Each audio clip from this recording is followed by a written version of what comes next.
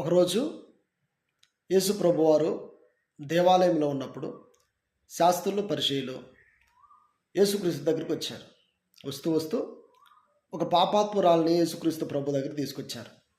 ప్రభువా, ఈమె పాపం చేస్తుండగా మేము పట్టుకున్నాం, ఈమెని రాళ్ళతో కొట్టి చంపేద్దామని చెప్పారు. అప్పుడు దేవుడు అన్న మాట ఏంటంటే, మీలో ఎవరిలో అయితే పాపం లేదో వారు మొదటగా ఆమె మీద చేయి వేయండి అన్నారు. అప్పుడు పిల్లలు మొదలుకొని పెద్దల వరకు ఆమె మీద ఎవరూ రాయి వేయకుండా అందరూ సైలెంట్గా పక్కకి వెళ్ళిపోయారు.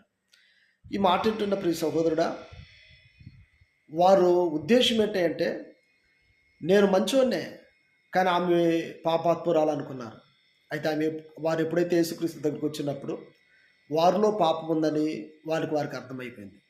ఈ మాట వింటున్న మన జీవితంలో మనం కూడా చాలాసార్లు మనలో ఏ లోపం లేదని, ఏ పాపం లేదని, ఎలాంటి హృదయంలో చెడు లేదని మనం భావిస్తూనే ఉంటాం. ఎదుటి వారిని నిందిస్తూనే ఉంటాం. అయితే యేసుక్రీస్తు ప్రభు చెప్పిన మాట ఏంటంటే, ఇదిగో నీ కంటిలో ఉన్న దూలమును నువ్వు ఎంచక ఎదుటివారిలో ఉన్నటువంటి నలుచును నువ్వు ఎంచుతున్నావు అంటాడు. మన జీవితంలో ముందు మనం సరి చేసుకుందాం, మన లోపాలు లేకుండా చేసుకుందాం, మళ్ళీ ఎలాంటి పాపం లేకుండా చేసుకుందాం.